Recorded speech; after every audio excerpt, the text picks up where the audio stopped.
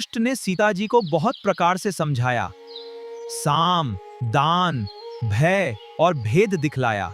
श्याम सरोज दाम सम सुंदर, प्रभु भुज करी कर सम दसकंधर, सो भुज कंठ की तव असी घोरा, सुन सठस प्रवान पन मोरा हर।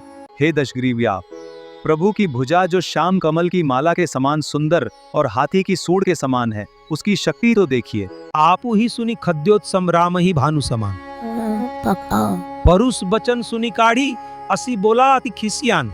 जुगनू के समान मैं और सूर्य के समान रामचंद्र जी। सुनकर सीता जी के कठोर वचनों को रावण तलवार निकाल बड़े गुस्से में बोला, त्रिजटा नाम राक्षसी एका, रामचरण रति निपुण विवेका, सबन हो बोली सुनासी संदेह, सीता ही से ही करो हित अपना।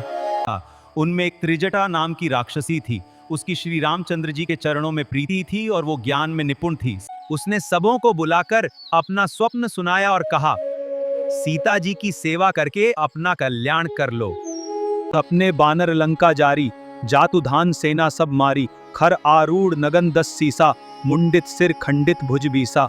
मैंने स्वप्न देखा कि एक बंदर ने लंका जला दी, राक्षसों की सारी सेना मार डाली गई।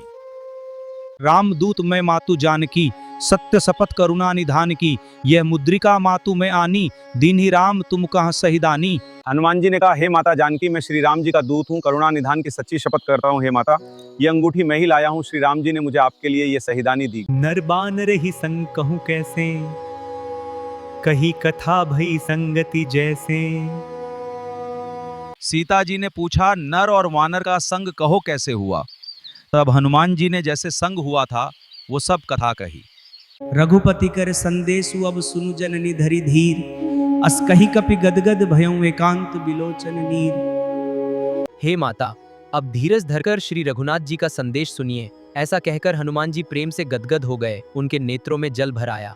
कहे राम वियोग तव सीता, मो कहूँ सकल भय विपरीता, नौ तरु किसले मनहु कृशानु, काल निशा सम निशि शशि भानु। हनुमान जी बोले, श्री रामचंद्र जी ने कहा है कि हे सीते तात, तुम्हारे वियोग में मेरे लिए सभी पदार्थ प्रतिकूल हो गए हैं। वृक्षों के नए नए कोमल पत्ते मानो अग्नि के समान, रात्रि काल रात्रि के समान, चंद्रमा सूर्य के समान। सुनहु मातु मोहि अतिशय भूखा, लागी देखी सुंदर फल रूखा, सुन सुत करही विपिन रखवारी, परम सुभट रजनी चर भारी।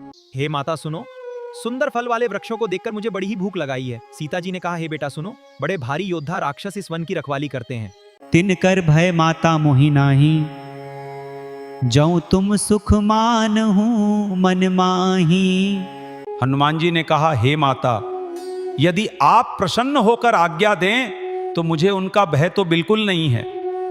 चले नाई सिरु पैठे बागा, फल खाए सी तरु तोरे लागा, रहे तहां बहु भट रखवारे, कछु मारे सी कछु जाई पुकारे। वे सीता जी को सिर नवाकर चले और बाग में घुस गए, फल खाए और वृक्षों को तोड़ने लगे। वहां बहुत से योद्धा रखवाले थे। उनमें से कुछ को मार डाला और कुछ ने जाकर रावण से पुकार की। सुनि सुत बध लंकेश रिसाना, पठे सी मेघनाद बलवाना, मरसी जनि सुत बचे सुताही, देखियो कपिही कहा कर आही। पुत्र का वध सुनकर रावण क्रोधित हो उठा और उसने बलवान मेघनाद को भेजा। उसने कहा कि हे पुत्र मां, मारना नहीं, उसे बांध लाना, उस बंदर को देखा जाए कि कहाँ का है। कछु मारे सी कछु मर्दे सी, कछु मिले सी धरी धूरी, कछु पुनि जाई पुकारे, प्रभु मरकट बल भूरी। उन्होंने सेना में से कुछ को मार डाला और कुछ को मसल डाला और कुछ को पकड़ पकड़ कर धूल में मिला दिया। कुछ ने फिर जाकर पुकार की कि हे प्रभु, बंदर बहुत ही बलवान है। कछु मारे सी कछु मर्दे सी, कछु मिले सी धरी धूरी, कछु पुनि जाई पुकारे, प्रभु मरकट बल भूरी।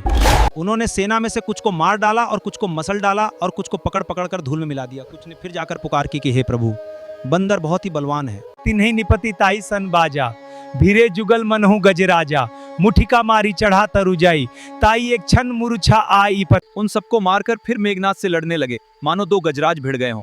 हनुमान जी उसे एक घूंसा मारकर वृक्ष पर जा चढ़े। उसको क्षण भर के लिए मूर्छा आ गई।